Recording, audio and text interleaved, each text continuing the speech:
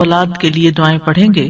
ارشاد باری تعالیٰ ہے سورۃ الفرقان کی آیت نمبر 74 سے 76 تک اللہ سبحانہ تعالیٰ کا ارشاد ہے والذین یقولون ربنا هب لنا من ازواجنا وذریاتنا قرۃ اعین واجعلنا للمتقین اماما اولئک یجزون الغرفۃ بما صبروا وَيُلَقَّوْنَ فِيهَا تَحِيَّةً وَسَلَامًا خَالِدِينَ فِيهَا حَسُنَتْ مُسْتَقَرًّا وَمُقَامًا۔ اور وہ لوگ جو کہتے ہیں اے ہمارے رب ہمیں اپنے ازواج اور اولاد کی طرف سے آنکھوں کی ٹھنڈک عطا فرما اور ہمیں متقی لوگوں کا امام بنا، یہی لوگ ہیں جو اپنے صبر کے بدلے جنت میں بالا خانے دیے جائیں گے اور وہ اس میں دعائے خیر اور سلام سے استقبال کیے جائیں گے، اس میں وہ ہمیشہ رہنے والے ہوں گے۔ کتنا اچھا ٹھکانہ اور کتنی اچھی قیام گاہ۔ اولاد کے لیے دعا مانگنا انبیاء اور اہل ایمان کا شیوا رہا ہے۔ ابراہیم علیہ السلام نے دعا کی تھی ربی ہب لی من الصالحین، اے میرے رب مجھے نیک اولاد عطا فرما۔ اہل ایمان کی دعا اللہ تعالیٰ نے قرآن مجید میں ذکر کی ہے وَأَصْلِحْ لِي فِي ذُرِّيَّتِي، اور میری خاطر میری اولاد کی اصلاح کر دے۔ زکریا علیہ السلام نے دعا کی تھی فَهَبْ لِي مِن لَّدُنكَ وَلِيًّا يَرِثُنِي وَيَرِثُ مِنْ آلِ يَعْقُوبَ وَاجْعَلْهُ رَبِّ رَضِيًّا، مجھے اپنے پاس سے ایک وارث عطا فرما جو میرا وارث بنے اور آل یعقوب کا وارث ہو، اور اے میرے رب اسے پسند کیا ہوا بنا، وہ ایسا ہو جس سے تو راضی ہو جائے، وہ پسندیدہ ہو۔ ابراہیم علیہ السلام نے دعا کی تھی رب اجعلنی مقیم الصلاۃ ومن ذریتی ربنا وتقبل دعا، اے میرے رب مجھے بھی اور میری اولاد کو بھی نماز قائم رکھنے والا بنا، اے رب میری یہ دعا قبول فرما۔ اہل ایمان ہمیشہ اپنی اولاد کے لیے دعا کرتے ہیں۔ سورۃ الفرقان کی جو آیات میں نے آپ کے سامنے پڑھی ہیں یہ عباد الرحمن سے متعلق آیات ہیں کہ رحمان کے خاص بندے، رحمان کے پسندیدہ بندے اللہ تعالیٰ سے دعا کرتے ہیں کہ ربنا ہب لنا من ازواجنا وذریاتنا قرۃ اعین، کہ اللہ ہمیں اپنی ازواج سے اور اپنی اولاد سے آنکھوں کی ٹھنڈک عطا فرما۔ یاد رکھیے یہ دعا ہر صاحب ایمان کا شیوا ہے، ہر مومن کو یہ دعا کرتے رہنا چاہیے، چاہے ہماری اولاد نیک ہی کیوں نہ ہو، چاہے وہ فرما بردار ہی کیوں نہ ہو، چاہے وہ قرآن کی حافظ ہی کیوں نہ ہو، چاہے وہ دین کی عالم ہی کیوں نہ ہو، پھر بھی یہ دعا مانگتے رہنا چاہیے، اس لیے کہ دل رحمان کی 2 انگلیوں کے درمیان ہوتا ہے، وہ جیسے چاہے انہیں پھیر سکتا ہے۔ ہمیں نہیں معلوم کہ آج اگر ہماری اولاد دین پر ہے تو کل اس کا مستقبل کیا ہوگا، اس لیے کبھی بھی اس بارے میں بے فکر نہیں ہونا چاہیے۔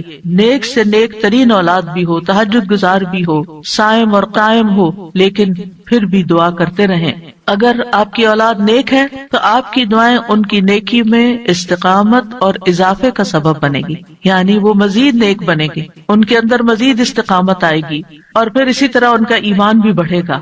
اور اگر وہ نیک نہیں ہے اور اگر وہ آپ کی آنکھوں کی ٹھنڈک نہیں ہے تو اس دعا سے انشاءاللہ وہ آپ کی آنکھوں کی ٹھنڈک بنیں گے۔ تو ہم سب کو بھی یہ دعا کرتے رہنا ہے کہ اے اللہ ہماری اولاد کو نیک بنا اور ان کو متقین کا امام بنا، یعنی تقوی والوں کی صحبت میں ہو اور تقوی والوں میں بھی سب سے آگے ہوں، تقوی والوں کو بھی مزید لیڈ کرنے والے ہوں، ان کی رہنمائی کرنے والے ہوں، اور پھر یہ کہ وہ ہماری آنکھوں کی ٹھنڈک بھی ہوں، یعنی جہاں وہ رب کے پسندیدہ ہوں وہاں وہ ہمارے لیے بھی باعث سکون ہو۔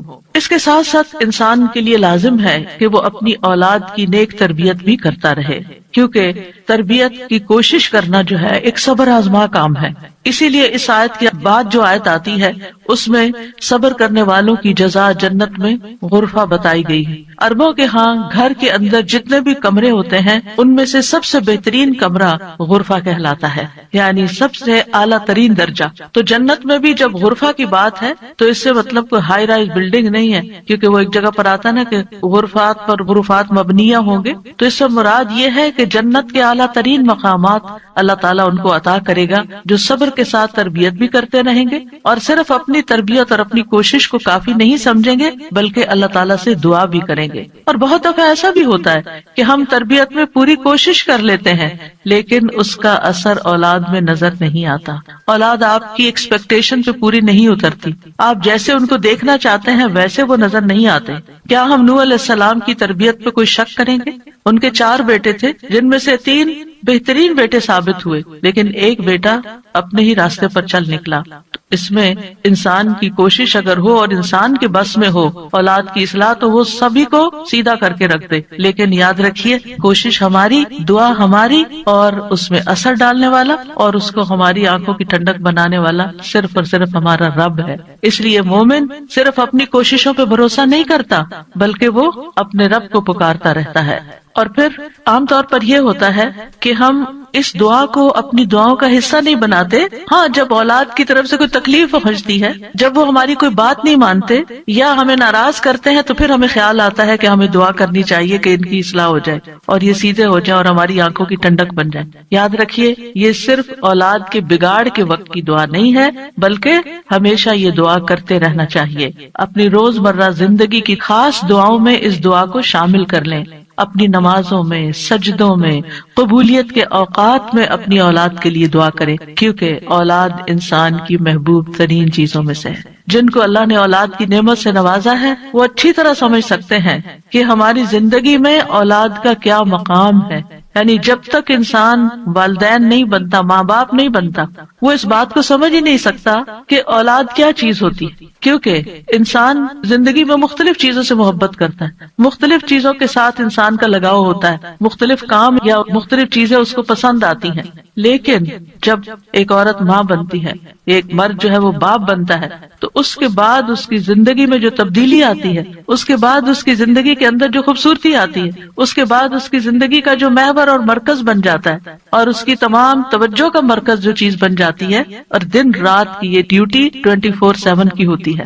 یعنی باقی چیزوں سے تو آپ کسی وقت الگ بھی ہو سکتے ہیں، مگر یہ وہ رشتہ ہوتا ہے کہ جس سے آپ پھر مرتے دم تک الگ نہیں ہو سکتے، کیونکہ وہ آپ کے جسم کا ایک حصہ ہوتا ہے، اور اللہ تعالیٰ آپ کے دل میں ہر چیز سے زیادہ ان کے لیے محبت ڈال دیتا ہے، اور ان کی خوشی آپ کو خوش کرتی ہے اور ان کا دکھ آپ کو دکھی کرتا ہے۔ اس لیے انسان کو ہمیشہ اپنی دعاؤں میں یہ خاص دعا کرتے رہنا چاہیے، اور قبولیت کے اوقات میں بھی، کیونکہ اولاد سے ملنے والی آنکھوں کی ٹھنڈک اسی وقت ہوتی ہے جب اولاد سیدھے رستے پر ہوتی ہے، جب اولاد نیک ہوتی ہے، اچھے کام کر رہی ہوتی ہے، تو پھر ہی ماں باپ کی آنکھوں کی ٹھنڈک ہوتی ہے۔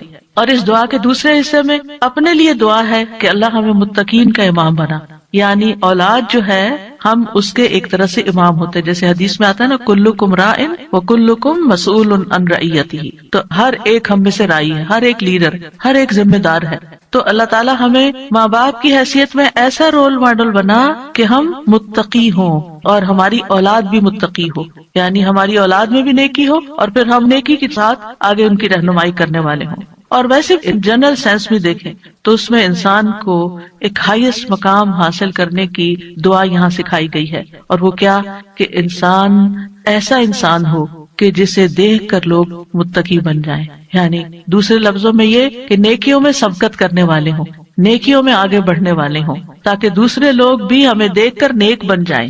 مثلاً اگر ایک مرد اول وقت میں مسجد میں جا کر نماز پڑھتا ہے تو اس کے بچوں پر اس کا کیا امپریشن ہوگا؟ یعنی اگر باپ ذمہ دار ہے تو بچے بھی دیکھ کر کہیں گے کہ ہاں ہمیں بھی یہی کام کرنا ہے، کیونکہ بچے ابتدائی زندگی میں خاص طور پر باپ کو، ماں کو بہت فالو کر رہے ہوتے ہیں۔ پھر اسی طرح اگر آپ کا پڑوسی آپ کو دیکھتا ہے، آپ کے کولیگز آپ کو دیکھتے ہیں کہ آپ کی توجہ سب سے زیادہ کس چیز کی طرف ہے، تو وہ بھی آپ کی دیکھا دیکھی نیکی کے کام میں آگے بڑھتے ہیں، آپ صدقہ کرتے ہیں۔ اور کوئی آپ کو دیکھ رہا ہے، آپ کا مقصد نہیں دکھانا، لیکن کسی کو نظر آ جاتا ہے تو آپ کو دیکھ کر وہ بھی شروع کر دیتا ہے، تو آپ اس کے کیا بن گئے؟ امام، یعنی آپ لیڈ کر رہے ہیں، آپ آگے ہیں اور وہ آپ کو فالو کر رہے ہیں۔ تو ہمیں یہ دعا کرنی چاہیے اپنے لیے کہ اللہ ہمیں نیکی کے کاموں کا امام بنا، متقین کا امام بنا۔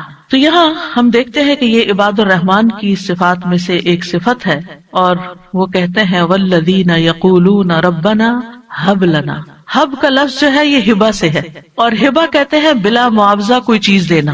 یا رب ہم نے کچھ کیا نہیں، لیکن تو اپنے پاس سے ہمیں عطا فرما، اپنی خاص رحمت سے ہمیں یہ عطا فرما۔ من ازواجنا، ازواج کا لفظ جو ہے یہ زوج سے ہے، جن اور حیوانات ان سب میں نر اور مادہ پایا جاتا ہے جو ہر ایک دوسرے کا زوج کہلاتا ہے، یعنی عورت کے لیے بھی یہ لفظ استعمال ہوتا ہے اور مرد کے لیے بھی استعمال ہوتا ہے. اگر مرد یہ دعا کریں گے تو اپنی بیویوں کے لیے کریں گے کہ ہماری بیویاں ہمارے لیے آنکھوں کی ٹھنڈک ہوں، اور اگر عورتیں یہ دعا کریں گی تو ان کے ازواج ان کے خاوند ہوں گے کہ ان کو ہمارے لیے آنکھوں کی ٹھنڈک بنا.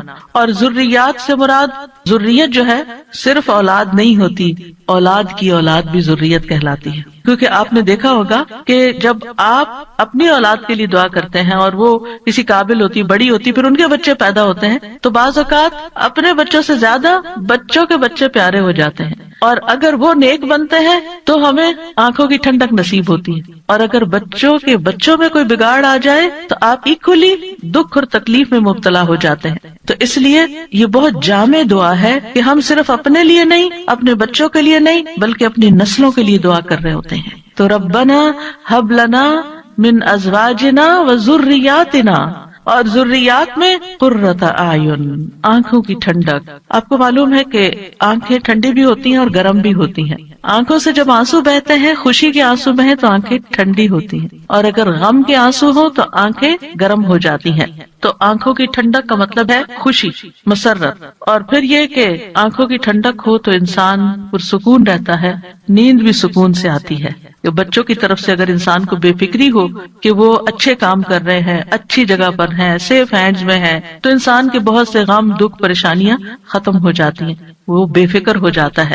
اور پھر اسی طرح یہ ہے کہ جب آنکھوں کی ٹھنڈک ہوتی ہے تو انسان کے دل کو بھی قرار ملتا ہے. یعنی آنکھوں کی ٹھنڈک صرف آنکھوں تک نہیں رہتی، بلکہ آنکھوں سے انسان جو کچھ دیکھتا ہے وہ اس کے دل تک اتر جاتا ہے. ابن عباس کہتے ہیں اس سے مراد ان کی وہ اولاد ہے جو اللہ کی اطاعت کے کام کرے تاکہ دنیا اور آخرت میں انہیں آنکھوں کی ٹھنڈک نصیب ہو. یعنی جو بچے نیک ہوتے ہیں وہ ماں باپ کے لیے ان کی زندگی میں بھی خوشی کا باعث ہوتے ہیں، اور جب ماں باپ فوت ہو جاتے ہیں تو وہ ان کے لیے صدقہ جاریہ بن جاتے ہیں. اور پھر جب قیامت کے دن اٹھیں گے اور اولاد اور والدین کو اللہ سبحانہ تعالیٰ جمع کر دے گا اپنی جنتوں میں، تو یہ وہاں بھی ان کو دیکھ دیکھ کر خوش ہوتے رہیں گے. آبویسلی جو بچے ماں باپ کے ساتھ نہیں جا سکیں گے، جو ماں باپ کا دین چھوڑ گئے یا ان کا راستہ چھوڑ گئے یا نماز روزہ چھوڑ گئے، تو پھر ظاہر ہے کہ وہ بچے چاہے دنیا میں کتنے بھی کامیاب کیوں نہ ہوں، وہ آخرت میں ساتھ نہیں ہوں گے.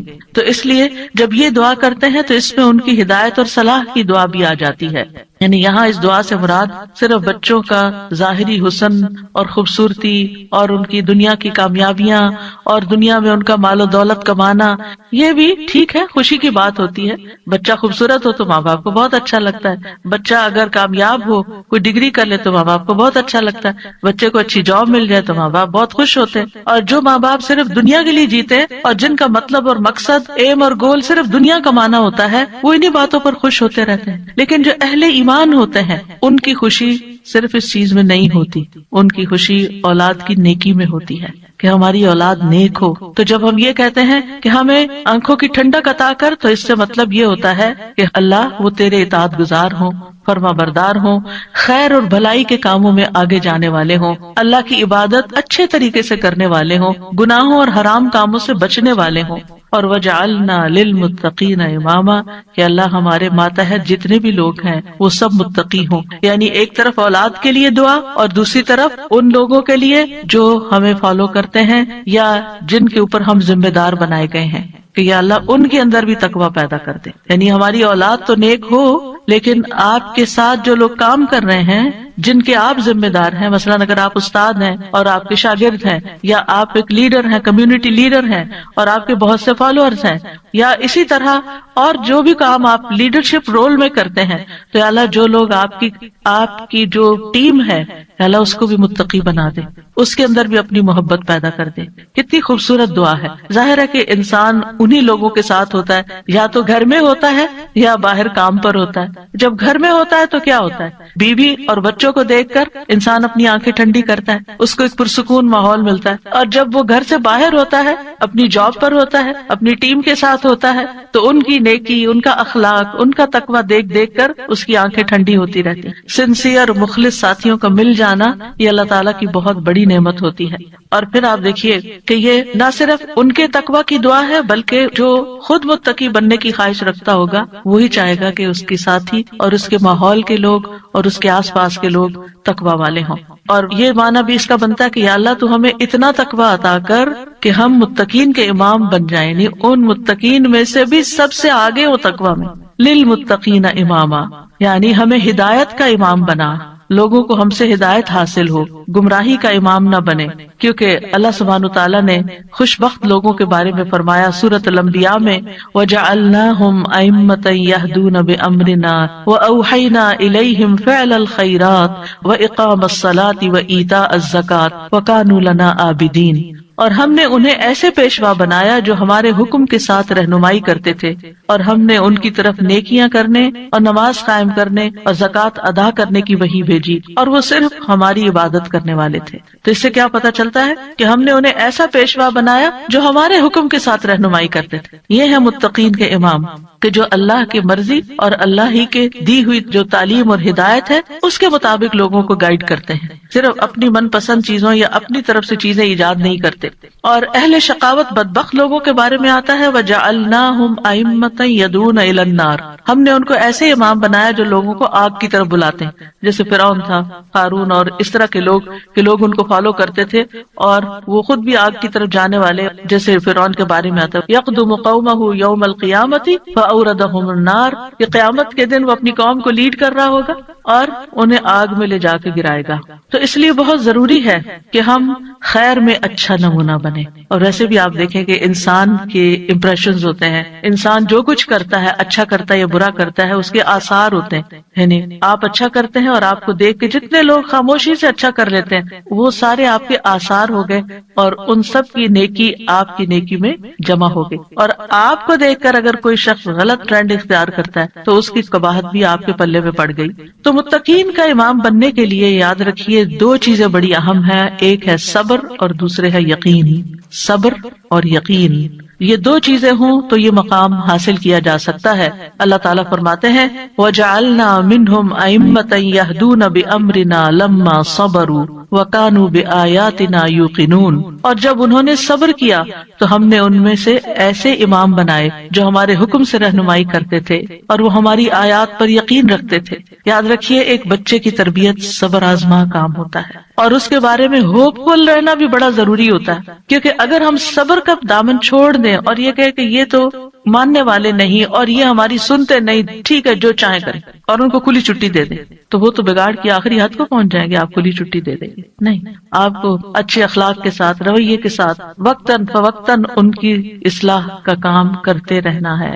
اور یہ صبر آزما کام ہے. یعنی بعض اوقات آپ کا دل اندر سے کٹ رہا ہوگا، آپ شدید غصے کا شکار ہوں گے، شدید نفرت کا شکار ہوں گے ان کے کسی غلط کام پر، لیکن آپ اس کا ایسا اظہار نہیں کریں گے کہ جس سے وہ ہمیشہ کے لیے آپ کو خیر بات کہہ کے چلے جائیں اور آپ سے کٹ جائیں. کیونکہ آپ دیکھیں بہت سے بچے ایسے ہوتے ہیں جو ماں باپ کی نیگنگ سے اور ماں باپ کی بد اخلاقی اور بدسلوکی سے پھر وہ ہمیشہ کے لیے ان کو چھوڑ ہی جاتے ہیں. تو ایسا کوئی طریقہ اختیار نہیں کرنا کہ جس سے وہ دور ہوں، بلکہ محبت کے ساتھ. یعنی اگر ان کے اندر آپ دیکھتے ہیں کچھ چیزیں ایسی ہیں جو درست نہیں، تو محبت کے ساتھ اور صبر کے ساتھ دعائیں کرتے کرتے ان کی اصلاح کرتے جائیں. ہو سکتا ہے آپ اپنی زندگی میں نہ دیکھیں وہ دن جس کو آپ دیکھنا چاہتے ہیں، لیکن مرنے کے بعد آپ کو ان کی دعائیں پہنچ رہی ہیں، آپ کی وہ محنت ضائع نہیں جائے گی.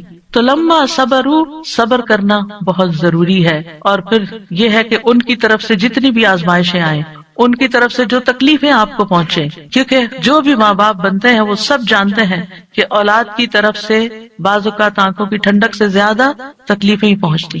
یعنی وہ آپ کا مقام نہیں سمجھتے جب تک وہ خود ماں باپ نہیں بنتے. ان کو سمجھ نہیں آتی کہ ماں باپ کا مقام کیا ہے اور ماں باپ کی تکلیف کیا ہے. لہٰذا ایسے تمام مواقع پر صبر سے کام لینا ہے.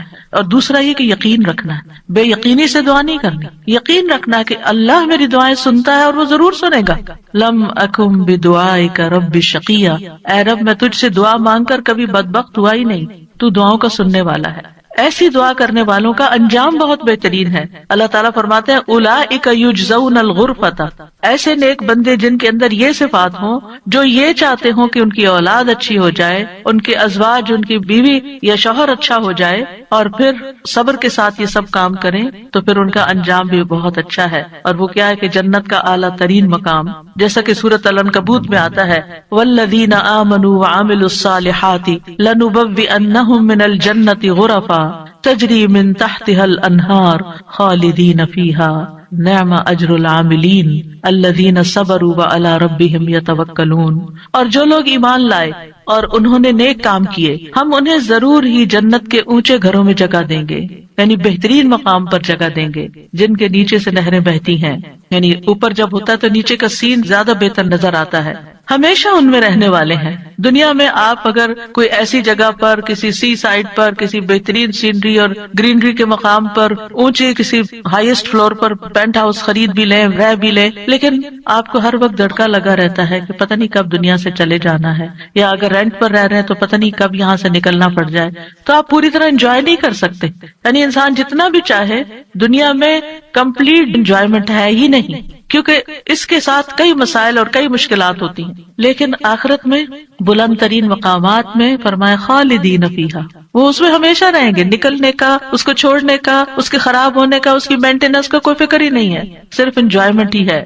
نعم اجر العاملین، لیکن یہ کس کو ملتا ہے؟ جو عمل کرتے ہیں، جو کام کرتے ہیں، جو محنت کرتے ہیں. کتنا اچھا اجر ہے عمل کرنے والوں کا. کون ہے وہ عمل؟ کیا دو عمل بتائے گئے؟ الذین صبروا وعلی ربہم یتوکلون، وہ جو صبر کرتے ہیں اور اپنے رب پر توکل کرتے ہیں، بھروسہ کرتے ہیں. اور اس کے علاوہ حدیث سے بھی اس مقام کو حاصل کرنے کی بات ہمیں پتہ چلتی ہے. نبی صلی اللہ علیہ وسلم نے فرمایا جنتی لوگ اپنے سے بلند کمرے والے کو، غرفہ والوں کو اپنے اوپر ایسے دیکھیں گے جیسے وہ دنیا میں چمکدار گہرے ستارے کو دیکھتے. اتنے بلند ہوں گے ان کے مقامات. آپ سوچئے کبھی آپ جب جہاز پر ونڈو سیٹ پر بیٹھے ہوتے ہیں تو آپ جب نیچے دیکھتے ہیں تو بعض بہت ہی خوبصورت مناظر نظر آتے ہیں. تو آپ سوچئے کہ جس کا گھر وہ ستارے کی جگہ پر ہو، اتنا بلند مقام اس کو مل چکا ہو، تو پھر اس کو کیا کچھ نظر نہیں آئے گا نیچے. فرمایا کہ جس طرح وہ دنیا میں چمکدار گہرے ستارے کو دیکھتے ہیں جو آسمان کے مشرقی یا مغربی کنارے میں بہت دور ہوتا ہے، ان میں سے ایک دوسرے سے افضل ہوگا. لوگوں نے عرض کیا یا رسول اللہ، یہ تو انبیاء کے محل ہوں گے جنہیں ان کے سوا اور کوئی نہ پا سکے گا.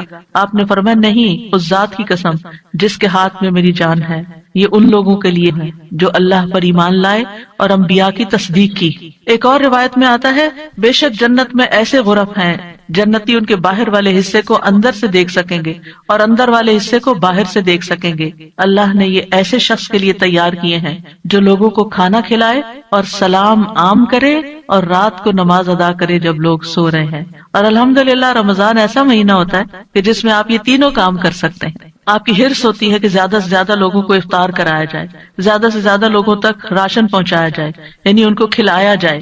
اور جب آپ مسجد جاتے ہیں تو تراویح بھی ہوتی ہے اور بہت سے لوگ مل جاتے ہیں تو سلام پہ سلام ہو رہا ہوتا ہے. یا دینی مجالس کا زور ہوتا ہے رمضان میں جس میں لوگ اکٹھے ہوتے ہیں تو پھر ایک دوسرے سے ملاقات کر کے سلام کے مواقع آتے ہیں. اور یہ صرف رمضان ہی کے لیے نہیں ہے بلکہ سارا سال انسان ایسے کاموں کی رغبت رکھے، ایسے کاموں سے محبت کرے. اور ان کی جنت میں وہ کیا ہوگا؟ وَيُلَقَّوْنَ فِيهَا تَحِيَّةً وَسَلَامًا، وہاں ان کو سلام اور دعا دی جائے گی. تحیہ کہتے ہیں زندگی کی دعا دینا، یعنی ان کے استقبال کے لیے ایسے فرشتے موجود ہوں گے جو انہیں سلام بھی کریں گے اور سلامتی کی دعائیں بھی دیں گے. جب کوئی سلامتی کی دعا آپ کو دیتا ہے تو کتنا دل خوش ہوتا ہے. تو وہاں فرشتے ان کو دعائیں دے رہے ہوں گے. اور پھر آپس میں جب ملاقاتیں ہوں گی جنتیوں کی تب بھی سلام دعا ہو رہی ہوگی. اور یہ سلامتی ان کو کس لیے ملی؟ کیونکہ دنیا میں انہوں نے گناہوں سے سلامت زندگی بسر کی. خالدین فیہا حسنت مستقرا ومقاما، ہمیشہ اس میں رہیں گے. کتنا خوبصورت ٹھکانہ، کتنا اچھا مقام. یاد رکھیے یہ دعا گھروں کی اصلاح کی بنیاد رکھتی ہے. اس میں صرف اولاد ہی نہیں بلکہ ازواج بھی، یعنی شوہر اور بیوی. آج آپ دیکھیں کہ ہر دوسرے گھر کا یہ مسئلہ بنا ہوا ہے کہ گھر میں میاں بیوی کی لڑائیاں جاری ہیں. اس سے ایک دوسرے کے اندر ایک بے چینی، اداسی، پریشانی، کاموں میں رکاوٹ اور کتنی بے شمار خرابیاں. اور سب سے بڑی بات یہ کہ آپ اپنی اولاد کے لیے ایک بہترین نمونہ ہوتے ہیں. آپ صرف آپس میں نہیں لڑتے بلکہ اپنے بچوں کو ایک برا نمونہ پیش کر کے ان کی زندگیوں کو بھی جہنم بناتے ہیں. اور پھر آپ دیکھیے کہ کوئی اور انسان ناراض ہو جائے تو اس سے انسان کو اتنی تکلیف نہیں ہوتی، حتیٰ کہ اگر ماں باپ بھی ناراض ہوتے ہیں نا تو انسان اتنی پرواہ نہیں کرتا، لیکن اگر شوہر بیوی سے یا بیوی شوہر سے ناراض ہو تو انسان کی غم کی انتہا ہوتی ہے، کسی چیز میں دل نہیں لگتا، پریشانی چھا جاتی ہے اور ہر چیز بے مزہ ہو جاتی. چاہے خوبصورت ترین محل میں آپ رہتے ہو، خوبصورت ترین لباس آپ پہنتے ہو، بہترین کھانے آپ کھاتے ہو، لیکن اگر میاں بیوی کا آپس میں پیار نہیں ہے، آپس میں اتفاق نہیں ہے، آپس میں ایک دوسرے سے خوش نہیں ہے تو زندگی کی کوئی خوشی نہیں ہوتی. تو اس لیے بہت ضروری ہے کہ اس دعا سے کام لیا جائے، اور جہاں کہیں تھوڑے بہت بھی پرابلمز ہیں وہ بھی انشاءاللہ حل ہو جائیں گے، اور جہاں بڑے مسائل ہیں اور جہاں مسائل نہیں بھی وہاں بھی یہ دعا پڑھی جائے تاکہ گھروں کے اندر ایک خوبصورتی آئے. یعنی اللہ تعالیٰ نے ہمیں منع تو نہیں کیا کہ دنیا میں ہم محبت سے زندگی نہ گزاریں، یعنی ہمیں دنیا میں بھی محبت چاہیے، آپس کی اتفاق اور پیار چاہیے. ایک محبت جو ہوتی ہے وہ انسان کی ضرورت ہوتی ہے، ایک دوسرے کی کیئر کرنا ایک ضرورت ہوتی ہے ہر انسان کی. اور اللہ سبحانہ تعالیٰ نے جوڑے بنائے کیوں ہیں؟ قرآن مجید میں اللہ تعالیٰ فرماتے ہیں وَمِنْ آيَاتِهِ أَنْ خَلَقَ لَكُم مِّنْ أَنفُسِكُمْ أَزْوَاجًا لِتَسْكُنُوا إِلَيْهَا وَجَعَلَ بَيْنَكُم مَّوَدَّةً وَرَحْمَةً إِنَّ فِي ذَلِكَ لَآيَاتٍ لِقَوْمٍ يَتَفَكَّرُونَ. اور اس کی نشانیوں میں سے ایک یہ ہے کہ اس نے تمہاری ہی جنس سے تمہارے جوڑے پیدا کیے یا بیویاں پیدا کی تاکہ تم ان کے پاس سکون حاصل کرو، اور تمہارے درمیان محبت اور رحمت پیدا کر دی. غور و فکر کرنے والوں کے لیے اس میں کئی نشانیاں ہیں. تو اللہ سبحانہ تعالیٰ نے شادی کا مقصد کیا رکھا ہے؟ سکون کا حصول. اور اگر شادی کے بعد انسان کا پہلا سکون بھی جاتا رہے اور سکون ہی لٹ جائے اور تکلیف اور پریشانی ہر وقت رہے تو اس نے کیا پایا؟ تو شادی کا مقصد ہی بہت ہو گیا. ٹھیک ہے شادی کے اور بھی کئی مقاصد ہو سکتے ہیں، لیکن سب سے بنیادی اور اول مقصد اللہ تعالیٰ نے کیا رکھا ہے اس رشتے کے اندر؟ ایک دوسرے سے سکون، مودت اور رحمت. ایک دوسرے سے محبت بھی کریں اور ایک دوسرے پر رحم بھی کریں، ایک دوسرے کی کیئر کریں، ایک دوسرے کا خیال رکھیں، ایک دوسرے کی ضرورت کو پہچانیں. صرف خود غرضی نہ ہو کہ میری مرضی، میرا مقصد، میرا مطلب اور میں جو چاہوں صرف وہ ہو میرے پاس. نہیں، یہ بھی دیکھنا ہوگا کہ دوسرا کیا چاہتا ہے. اور جن کپلز کو یہ سمجھ آ جاتی ہے کہ دوسرے کی خواہش کیا ہے اور وہ دوسرے کی خواہش کو پورا کرنے کی کوشش کرتے ہیں تو لازماً دوسرا بھی پھر ان کی خواہش پوری کرتا ہے اور ایک خوشگوار زندگی وجود میں آتی ہے. اسی طرح اللہ تعالیٰ نے سورۃ النحل میں بھی فرمایا وَاللَّهُ جَعَلَ لَكُم مِّنْ أَنفُسِكُمْ أَزْوَاجًا وَجَعَلَ لَكُم مِّنْ أَزْوَاجِكُمْ بَنِينَ وَحَفَدَةً وَرَزَقَكُم مِّنَ الطَّيِّبَاتِ أَفَبِالْبَاطِلِ يُؤْمِنُونَ وَبِنِعْمَةِ اللَّهِ هُمْ يَكْفُرُونَ. اور اللہ نے تمہارے لیے تمہارے نفسوں سے بیویاں پیدا کی اور تمہارے لیے تمہاری بیویوں سے بیٹے اور پوتے پیدا کیے، یعنی اللہ نے ان سے تمہیں اولاد دی اور اس نے تمہیں پاکیزہ چیزوں سے رزق عطا کیا. کیا پھر بھی وہ باطل پر ایمان لاتے ہیں اور اللہ کی نعمت کا انکار کرتے ہیں، یعنی اللہ تعالیٰ کی نعمتوں کی ناشکری کرتے ہیں؟ تو یاد رکھیے کہ گھروں کی اصلاح کا انحصار ازواج کی اصلاح پر ہے، آپس کے اتفاق پر ہے، اور اولاد کی اصلاح سے پہلے ازواج کی اصلاح کی بات ہے. ابن علان کہتے ہیں کہ یہ دعا یعنی ازواج کے بارے میں شروع ہوتی ہے، کیونکہ اگر ازواج کی اصلاح ہو تو اولاد کی اصلاح ہوتی ہے.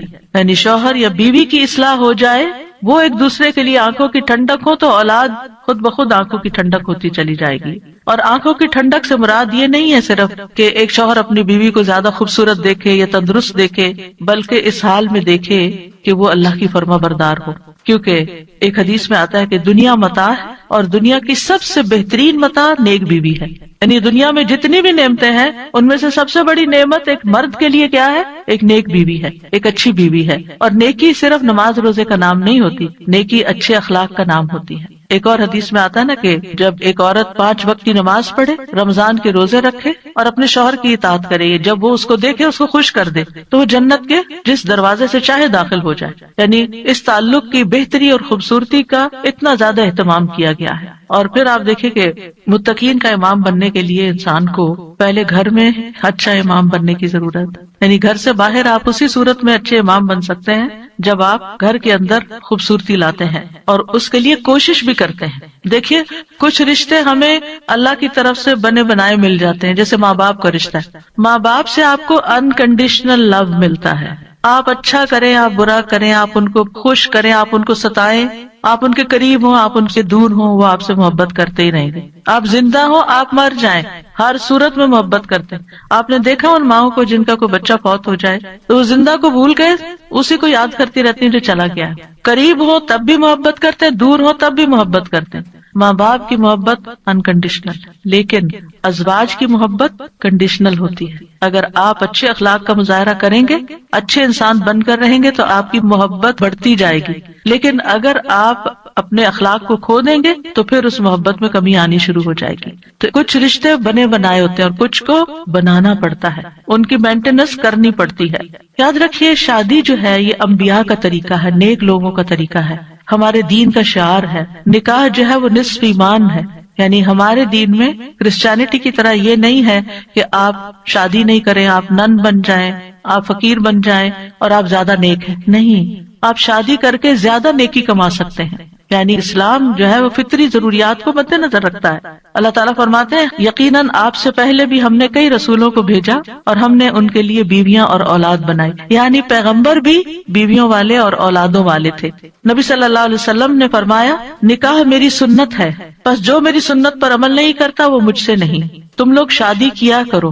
یعنی شادی کرنا بھی ایک نیکی کا کام ہے، عبادت ہے، کیونکہ میں تمہاری تعداد کی بنا پر سابقہ امتوں سے کثرت تعداد میں مقابلہ کروں گا. ایک اور روایت سے پتہ چلتا ہے کہ شادی نہ کرنے والا نبی صلی اللہ علیہ وسلم کے طریقے سے منہ موڑنے والا ہے. آپ کو یاد ہوگا کہ وہ 3 صحابہ جو نبی صلی اللہ علیہ وسلم کی ایبسنس میں حضرت عائشہ کے پاس پوچھنے گئے تھے کہ آپ کے اعمال کیا ہیں، تو جب انہوں نے بتایا تو ان کا وہ تو اللہ کے نبی ہیں، تو اس لیے ایک نے کہا میں کبھی گوشت نہیں کھاؤں گا، دوسرے نے کہا میں کبھی رات کو نہیں سوؤں گا، تیسرے نے کہا میں کبھی شادی نہیں کروں گا. تو نبی صلی اللہ علیہ وسلم کو جب یہ باتیں پتہ چلی تو آپ نے اللہ تعالیٰ کی حمد و ثنا کی اور فرمایا ان لوگوں کو کیا ہو گیا ہے جنہوں نے ایسی اور ایسی باتیں کہی ہیں. میں رات میں نوافل بھی پڑھتا ہوں، سوتا بھی ہوں، نفلی روزہ رکھتا ہوں اور چھوڑ بھی دیتا ہوں، نکاح بھی کرتا ہوں، بس جو شخص میرے طریقے سے منہ موڑے گا وہ مجھ سے نہیں، یعنی وہ میری امت میں سے نہیں ہے جو میرے اس طریقے کو پسند نہ کرے.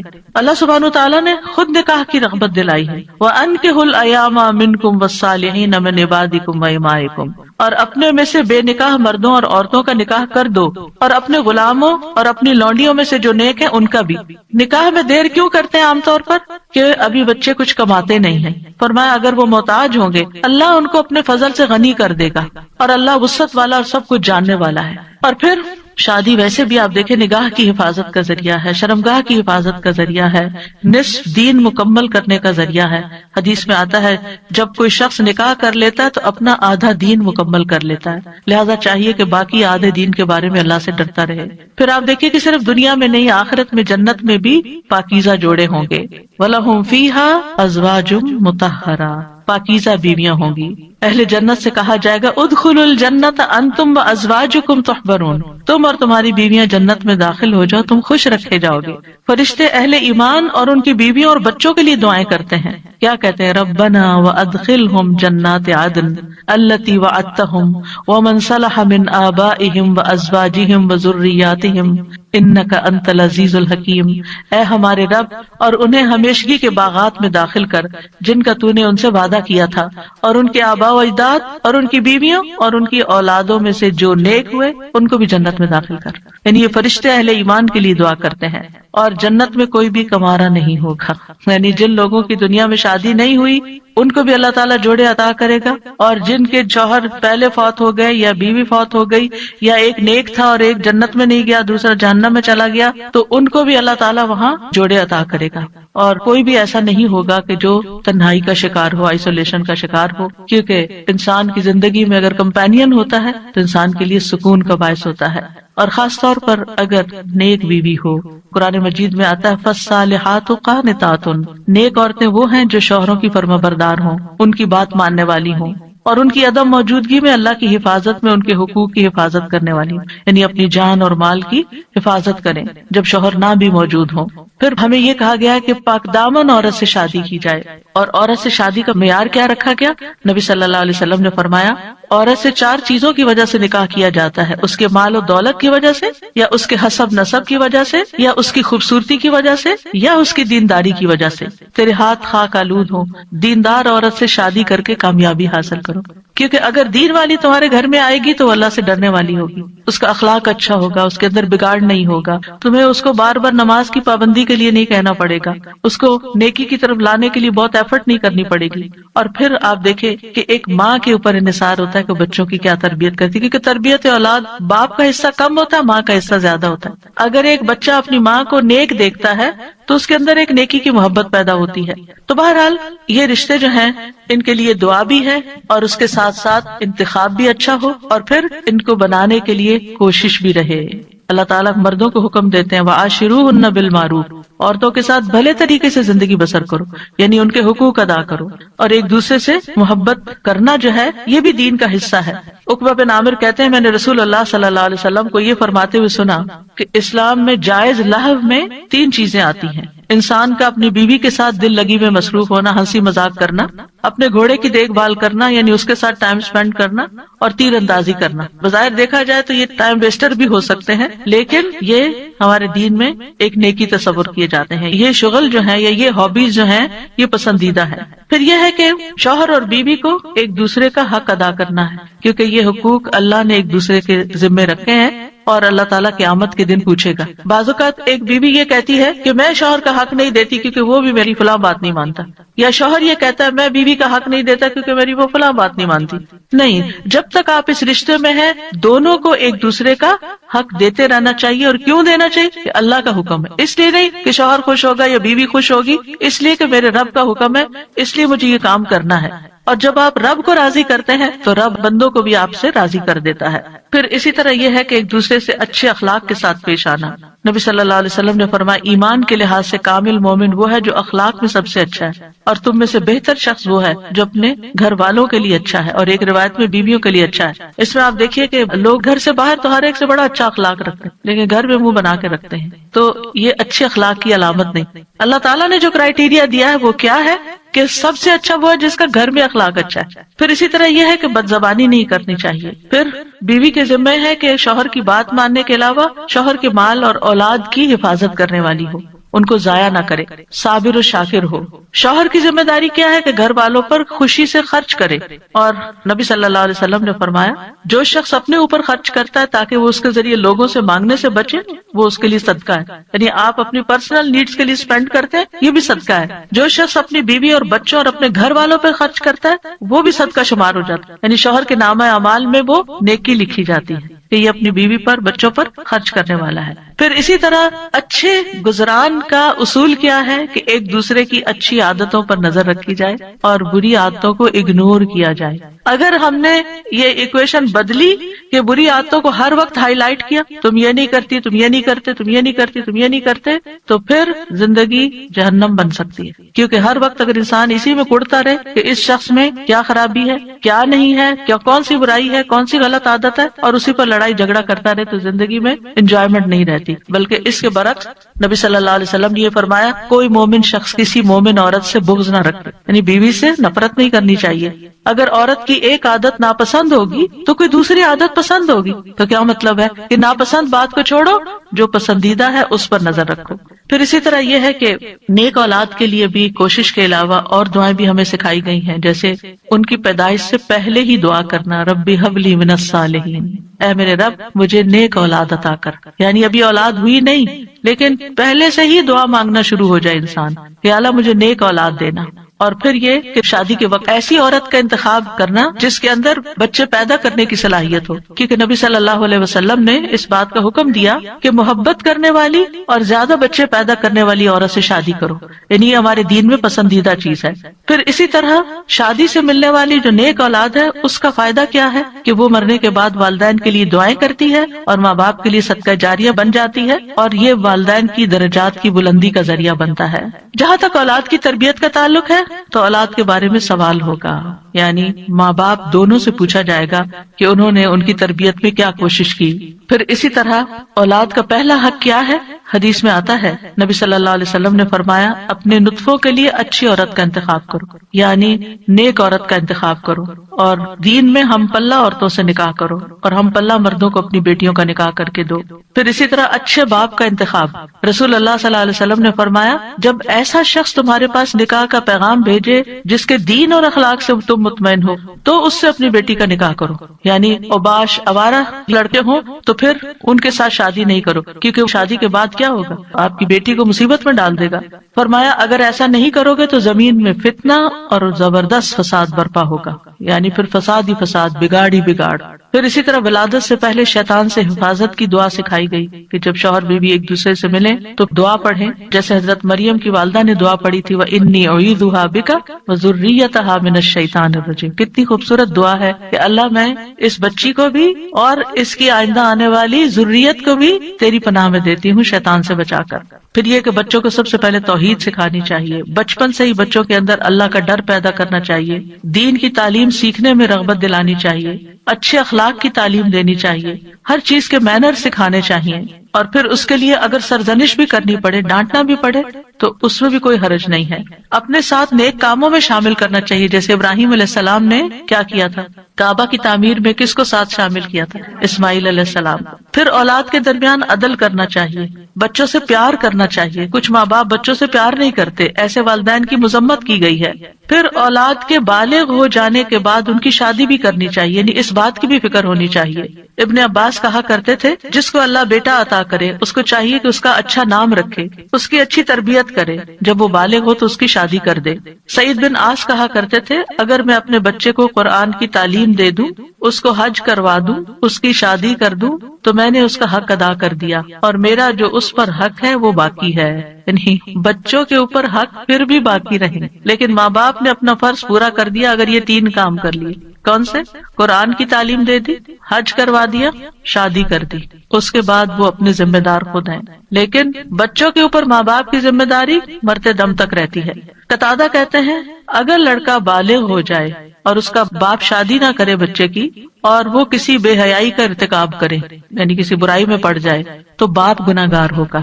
یعنی وہ لڑکا تو ہوگا ہی یا لڑکی تو ہوگی ہی, لیکن ماں باپ بھی گناہگار ہوں گے. تو اس لیے شادی کے معاملے میں انسان کوشش ضرور کرے, رشتہ نہیں ملتا یا کوئی اسباب نہیں بن رہے تو وہ الگ بات ہے, لیکن ماں باپ کو اس بات کی فکر ہونی چاہیے, کیونکہ دیکھا گیا کہ وقت کے ساتھ ساتھ یہ فکر ختم ہو گئی ہے اور بعض ماں باپ نے تو یہ چیز اولاد پر ہی چھوڑ دی ہے. پھر اسی طرح یہ بھی خوشخبری سن لیجئے کہ والدین کی دعائیں اپنی اولاد کے حق میں قبول ہوتی ہیں, اس لیے بچوں کے لیے زیادہ سے زیادہ دعائیں کیا کریں. یعنی خاص طور پر اگر بچے جو ہے وہ دور ہوں یا آپ کی ایکسپیکٹیشن پہ پورے نہیں اتر رہے ہوں تو ان کو اپنی دعاؤں میں یاد رکھیں. نبی صلی اللہ علیہ وسلم نے فرمایا 3 قسم کے لوگوں کی دعائیں قبول ہوتی ہیں اور ان کی قبولیت میں کوئی شک و شبہ نہیں, مظلوم کی دعا, مسافر کی دعا اور والد کی اپنے اولاد کے لیے دعا.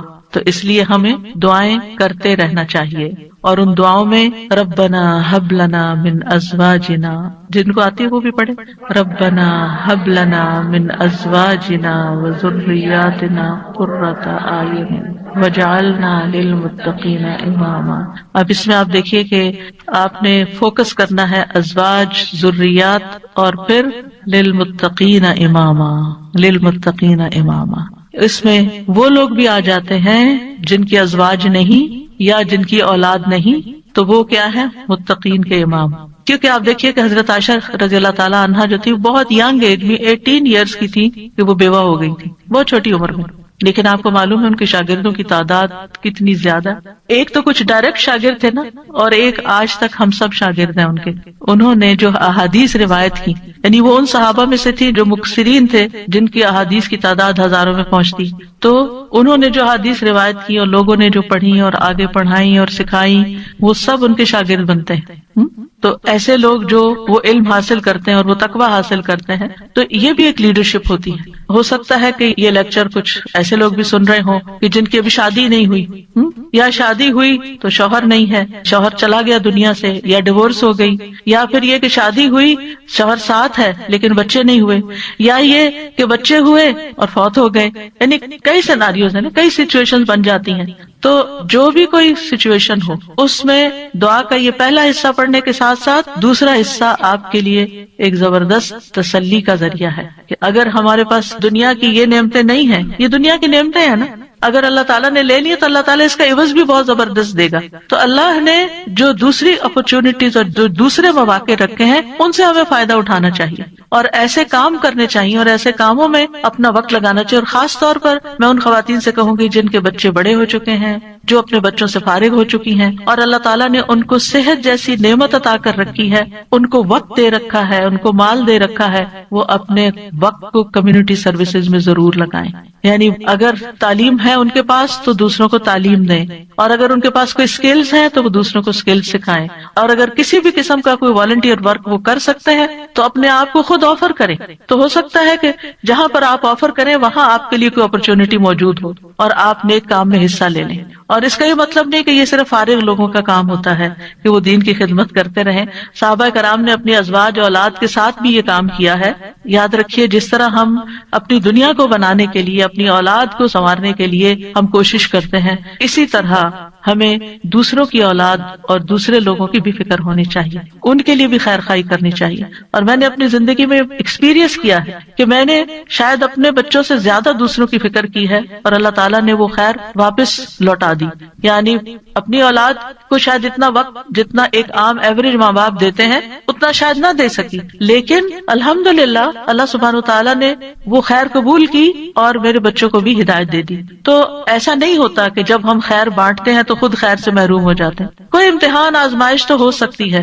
ہمیشہ نوح علیہ السلام کی مثال یاد رکھیے کہ وہ ایک باپ تھے جنہوں نے سارے بچوں کی ایکولی تربیت کی, لیکن ایک بچہ نہیں مانا. بعض اوقات ایسا ہوتا ہے کہ آپ اپنا تن من دھن لگا دیتے ہیں لیکن کوئی ایک بچہ نہیں مانتا, تو پھر اپنے آپ کو گلٹ میں نہ رکھیں, اپنے آپ کو ہر وقت پریشانی میں نہ رکھیں کہ میں نے کمی کی ہے, میری طرف سے کوئی کوتاہی ہے, کیونکہ آہستہ آہستہ شیطان اس کو وسوسے ڈالتا ہے کہ دیکھا نا تم دوسروں کی فکر کرتی رہی اور تمہاری اولاد بگڑ گئی. نہیں, اب ہم کیا نوح علیہ السلام کو یہ کہیں گے کہ وہ دن اور رات, آپ سورۃ نوح پڑھیں, دن میں بھی تبلیغ کی, رات میں بھی کی, چپکے سے بھی کی, اوپنلی بھی کی, دن اور رات یہ سارے کام کیے, تو کوئی ان کو کہے آپ لگے رہے نا لوگوں میں اس لیے آپ کا یہ بچہ بگڑ گیا, کیا ہم یہ کہہ سکتے ہیں؟ نعوذ باللہ, ہرگز نہیں کہہ سکتے, استغفر اللہ, کبھی بھی نہیں کہہ سکتے, معاذ اللہ. کیونکہ ہم کسی پیغمبر کے بارے میں یہ سوچ بھی نہیں سکتے کہ انہوں نے اپنی اولاد کے لیے کوئی کوتاہی کی. لیکن یہ اللہ کی حکمت ہے نا, اور تقدیر کا ہم پڑھ چکے ہیں, یہ اللہ کی تقدیر میں ہوتا ہے. ٹھیک ہے ایک ناقابل برداشت بات ہوتی, لیکن پھر بھی میں نے اپنے استاد سے بہت پہلے ایک بات سنی تو اس کو میں نے پلے باندھ لیا.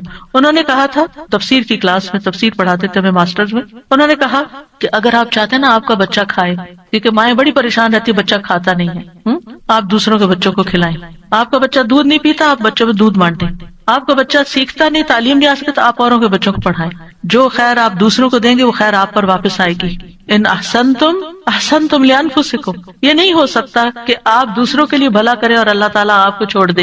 ان تنصروا اللہ ینصرکم ویثبت اقدامکم, دین کی مدد کرنا اللہ کی مدد حاصل کرنے کا ذریعہ ہے, اور ثابت قدمی کا, دین پر ثابت قدمی کا. کیونکہ آپ دیکھیے اگر آپ پاور ہاؤس سے اپنے گھر کی بجلی کا کنیکشن کاٹ دیتے ہیں تو کیا ہوتا ہے, آپ کا گھر اندھیرے میں چلا جاتا ہے. قرآن سے, قرآن والوں سے, قرآن کی مجالس سے اگر آپ اپنے آپ کو یہ کہہ کے پیچھے کر لیتے ہیں کہ میں اپنے بچوں کی تربیت کر رہی ہوں, تو یہ ایک دھوکہ ہوگا, کیونکہ ایسے بچوں کی تربیت نہیں ہوتی. اگر آپ کا دل خالی ہے اور آپ کے اندر ایمان بھرا ہوا نہیں ہے, اگر آپ کے اندر یقین نہیں ہے, اگر آپ ایک اچھے رول ماڈل نہیں ہے, اور یہ ساری چیزیں آپ کو قرآن سے جڑے رہنے سے ملتی ہیں, قرآن والوں سے جڑے رہنے سے ملتی ہیں, تو پھر آپ اپنے بچے کی تربیت خالی خولی کہاں سے کریں گے؟ آپ 24 گھنٹے بھی اپنے بچے پہ اینک لگا کے رکھے نا کہ میں اس پہ توجہ کر رہی ہوں, ہدایت پھر بھی اللہ نے دینی. لیکن جب آپ اللہ کا کام کریں گے تو انشاءاللہ اللہ تعالیٰ آپ کے بچوں کو ضرور ہدایت دے, وہ آپ کو تنہا نہیں چھوڑے گا.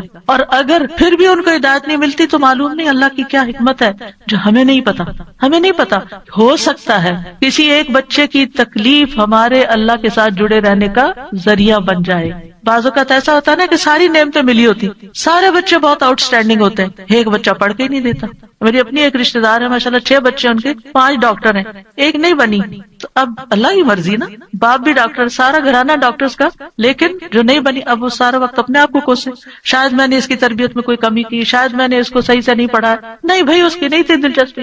ہر کوئی ڈاکٹر نہیں بننا چاہتا, ہر کوئی دین کا عالم نہیں بننا چاہتا, ہر کوئی وہ کام نہیں کرنا چاہتا جو آپ اس کے لیے سجیسٹ کر رہے ہیں. اس کی اپنی ایک سوچ ہے, اس کی اپنی ایک رائے ہے. تو اس میں بچوں کو مارجن بھی دیں، اس میں تھوڑی سی آزادی بھی دیں، اور ان کے لیے خوب دعائیں کریں، کیونکہ جب ہماری زندگی میں کوئی مشکل آ جاتی ہے نا، کوئی آزمائش آ جاتی ہے، تو پھر کیا ہوتا ہے، ہم اللہ سے اور قریب ہو جاتے ہیں۔ بعض اوقات پتہ کیا ہوتا ہے، ہم نماز کے ساتھ چند نوافل پڑھ لینا ایکسٹرا، اور چند نفلی روزے رکھ لینا، اور حج کے ساتھ عمرہ بھی کر لیں، پھر ہم اپنے آپ کو کیا سمجھنے لگتے ہیں، ہم بہت نیک ہو گئے، ہم نے بہت اچھے اچھے کام کر لیے ہیں۔ لیکن ہوتا کیا ہے کہ ابھی کمی ہوتی ہے کہیں اور ہمیں پتہ نہیں ہوتا، اتنے میں اللہ کی طرف سے کوئی آزمائش آ جاتی ہے، پھر جو ہماری دعاؤں میں رونا ہوتا ہے، اور پھر جو ہماری دعاؤں میں اخلاص ہوتا ہے، اور پھر جو ہماری دعاؤں میں اصرار ہوتا ہے اور تکرار ہوتا ہے اور ہمارا تڑپنا ہوتا ہے، وہ اس سے پہلے نماز، روزہ، حج، زکوٰۃ کسی چیز میں نہیں تھا۔ ہم آزمائش کے ساتھ جتنے اللہ کی طرف جاتے ہیں، نعمتوں کے ساتھ اتنے نہیں جاتے، یہ مانی ہوئی بات ہے، ہم سب کا تجربہ ہے۔ تو اس لیے بہت ضروری ہے کہ ہم کوشش کریں اور اس کے ساتھ ساتھ اللہ سے دعا کرتے رہیں، وَجْعَلْنَا لِلْمُتَّقِينَ إِمَامًا، اللہ ہمیں متقی ساتھی دے، متقی دوست دے، متقی اٹھنے بیٹھنے والے دے، ایسے لوگوں میں اٹھے بیٹھے ملیں جلیں اور ان کی رہنمائی کریں کہ جو تقوی والے ہوں، تاکہ ہمارے تقوی میں بھی اضافہ ہوتا چلا جائے، کیونکہ انسان اپنے ماحول کی پیداوار ہوتا ہے، جس طرح کے دوستوں میں، جس طرح کے لوگوں میں وہ رہتا ہے، ویسی ہی سوچ اس کی بننا شروع ہو جاتی ہے۔ اور پھر ابراہیم علیہ السلام کی دعا بھی کہ رب ہب لی من الصالحین، کہ اللہ اپنے پاس سے ہی صالح بچہ دے دے، میں تو نیک بنانے سے رہا، اور یہ ابراہیم علیہ السلام مانگ رہے ہیں، اور اللہ سبحانہ وتعالیٰ نے پھر ان کو کیسی نیک اولاد عطا کی۔ اسماعیل علیہ السلام کتنے فرما بردار تھے، اسحاق علیہ السلام کتنے غلام علیم تھے، علم والے، اور ان کی نسل میں بھی علم آیا۔ اور پھر آپ دیکھیے کہ ابراہیم علیہ السلام نے یہاں صرف یہ نہیں کہا کہ رب ہب لی من الصالحین، بلکہ اس سے پہلے ایک بات کہی تھی، وہ کیا تھی؟ سورہ صافات میں وقال انی ذاہب الی ربی سیہدین، میں اپنے رب کی طرف جا رہا ہوں، میں رب کا بن رہا ہوں، وہ مجھے ہدایت دے گا۔ پھر مانگا اللہ مجھے نیک اولاد بھی دے۔ ہم کیا کرتے ہیں، ہم خود تو نیک بنتے نہیں، انی ذاہب الی ربی کرتے نہیں، نہ نیکی کی طرف جاتے ہیں، نہ نیک کام کرتے ہیں، نہ دین کا کام کرتے ہیں، اور پھر ہم کہتے ہیں اللہ مجھے نیک اولاد دے، میری اولاد کو نیک بنا دے۔ یہ کیسے ہوگا؟ پہلے آپ خود تو بنے، پہلے آپ خود تو وہ کام کریں کہ جو آپ کو کر کے دکھانے ہیں بچے کو کہ ایسے نیک کام کرتے ہیں۔ اور پھر آپ دیکھیں کہ ابن جریر طبری کہتے ہیں کہ ابراہیم علیہ السلام کی دعا یہ تھی کہ اللہ مجھے اپنی طرف سے ایسا بیٹا عطا کر جو نیک لوگوں میں سے ہو، ایسے لوگ جو تیری اطاعت کرتے ہیں، تیری نافرمانی نہیں کرتے، زمین میں اصلاح کے کام کرتے ہیں اور زمین میں فساد برپا نہیں کرتے، یعنی مجھے ایسی اولاد چاہیے۔ اس سے یہ بات بھی پتہ چلتی ہے کہ انسان خواہ کتنا ہی قدر و منزلت والا ہو، خلیل اللہ ہی کیوں نہ ہو، پھر بھی وہ اللہ کا محتاج ہے، پھر بھی وہ اللہ تعالیٰ سے دعائیں کرے کہ ربی حب لی من الصالحین۔ اور اصلاح کی اپنی ایک اہمیت ہے، یعنی صرف اولاد نہیں مانگی بلکہ نیک اولاد مانگی، کیونکہ صرف اولاد آپ کے لیے مصیبت کا سبب ہو سکتی ہے، اور نیک اولاد آپ کے لیے آنکھوں کی ٹھنڈک کا سبب ہوگی۔ اور پھر یہ کہ ابراہیم علیہ السلام کی دعاؤں میں وَمِن ذُرِّيَّتِنَا أُمَّةً مُسْلِمَةً لَكَ، سبحان اللہ، اتنی بڑی دعا مانگ لی، یعنی صرف نیک اولاد نہیں بلکہ ہماری ذریات، یعنی اولاد کی اولاد، اولاد کی اولاد، اولاد کی اولاد، اس میں ایک امت مسلمہ پیدا کر دے۔ کتنے خوبصورت الفاظ کا چناؤ تھا۔ پہلے حبلی کہا، اللہ تحفہ چاہیے تیری طرف سے، ہدیہ چاہیے، ہبہ چاہیے، میں نے کچھ نہیں کیا، مجھے تیری طرف سے عنایت چاہیے کہ تو مجھے ایسا بیٹا عطا کر دے کہ جس کے اندر فطرت میں اندر خیر ہو، اندر نیکی ہو، اور بڑا ہو کے وہ اچھے کام کرے۔ اور پھر صرف یہ نہیں، وَمِن ذُرِّيَّتِنَا أُمَّةً مُسْلِمَةً لَكَ، اللہ ہماری اولاد میں سے ایسے لوگ پیدا کر جو تیرے فرما بردار مُسْلِمَةً لَكَ ہوں۔ اور پھر آپ دیکھیے کہ کس طرح اللہ سبحانہ تعالیٰ نے ابراہیم علیہ السلام کو نوازا۔ سبحان اللہ، ابو الانبیاء ہے، انبیاء کے باپ ہیں۔ اور پھر آپ دیکھیے کہ جتنے بھی الہامی مذاہب ہیں، کرسچینٹی ہے یا جوڈازم ہے، اسلام ہے، ان سب کے وہی لیڈر ہیں۔ اللہ تعالیٰ نے کہا تھا نا، انی جاعلک للناس اماما، یا ابراہیم میں تمہیں لوگوں کا امام بنانے والا ہوں۔ اور کس طرح پھر اللہ تعالیٰ نے ان کو امام بنایا۔ پھر اسی طرح اگر اولاد نہ ہوتی ہو تو پھر یہ دعا کرتے ہیں، رب لا تذرنی فردا وانت خیر الوارثین، اے میرے رب تو مجھے اکیلا نہ چھوڑ، تو ہی سب وارثوں میں سے بہتر وارث ہے۔ یہ زکریا علیہ السلام کی دعا تھی کہ رب لا تذرنی فردا وانت خیر الوارثین، تو اللہ نے دعا قبول کر لی۔ فاستجبنا لہ ووہبنا لہ یحییٰ، ہبہ ہے یہاں بھی، اور ہم نے اس کو یحییٰ عطا کیا۔ واصلحنا لہ زوجہ، اور اس کی بیوی کی اصلاح کر دی۔ کیوں؟ انہم کانوا یسارعون فی الخیرات، کیونکہ وہ نیکیوں میں سبقت کرتے تھے، نیکیوں میں دوڑ دوڑ کے جاتے تھے. ویدعوننا رغبا ورہبا، اور وہ ہمیں رغبت اور رہبت، امید اور خوف کے ساتھ پکارتے تھے. وکانوا لنا خاشعین، یہ تین چیزیں دعاؤں کی قبولیت کا ذریعہ ہیں. نیکی کے کاموں میں تیز جانا، جلدی کرنا، سستی نہ کرنا. یسارعون، سرعت سے ہے یہ لفظ، کہ ان انبیاء کی دعائیں کیوں قبول ہوئی؟ کیونکہ وہ نیکی کے کاموں میں تیزی دکھاتے تھے. دوسرے دعائیں کرتے تھے. وَيَدْعُونَنَا رَغَبًا وَرَهَبًا، یعنی کوشش بھی کرنی ہے، بھاگنا بھی ہے اللہ کی طرف، اور دوسرے دعائیں کرنی ہے. اور تیسرے تکبر میں نہیں آنا. وَكَانُوا لَنَا خَاشِعِينَ، وہ ہمارے لیے خشوع کرنے والے تھے. ابن قیم کہتے ہیں نیک اعمال کرنا اور اس کی طرف سبقت لے جانا دعا کی قبولیت کے بڑے اسباب میں سے ہے، اسی لیے اللہ تعالیٰ نے ان کی دعائیں قبول کر لی. پھر ایک اور دعا ہے جو حضرت زکریا علیہ السلام نے ہی مانگی، ربی ہب لی من لدنک ذریۃ طیبہ انک سمیع الدعاء، اے میرے رب مجھے اپنی طرف سے نیک اور پاکیزہ اولاد عطا فرما، بے شک تو ہی دعائیں سننے والا ہے. یعنی ہبہ وہ ہوتا ہے نا جو بغیر معاوضے کے خوش دلی اور احسان کے طور پر کسی کو کوئی چیز دے دی جائے. یعنی ایک ہبہ ہوتا ہے، کہ ہدیہ ہوتا ہے، ایک صدقہ ہوتا ہے. تو صدقہ وہ ہوتا ہے جس سے آخرت کا اجر و ثواب چاہیے، اور ہدیہ وہ ہوتا ہے جس سے تحفہ دینے والے اور جس کو تحفہ دیا گیا اس کے درمیان محبت پیدا کرنا مقصود ہوتا ہے. یعنی ہدیہ محبت کے لیے ہوتا ہے، اور ہبہ جو ہے وہ کسی مقصد کے لیے ہوتا ہے. ہبہ وہ چیز ہوتی ہے کہ جس کو ہبہ کی جاتی ہے صرف اس کا فائدہ مطلوب ہوتا ہے. ٹھیک ہے، مطلب یہ تھا کہ اے اللہ مجھے اپنے پاس سے ایسا ہدیہ دے جو بغیر کسی عوض کے، میری بغیر کسی کوشش اور محنت کے ہو، تو بس تو آپ عطا کر دے. من لدن کا، اپنے پاس سے دے دے، کیونکہ تیرے پاس تو سب کچھ ہے. اور پھر ذریۃ طیبہ دے، جو اپنے اقوال و افعال میں پاک ہو، جسموں میں پاک ہو. انک سمیع الدعاء، آپ تو دعائیں سننے والے.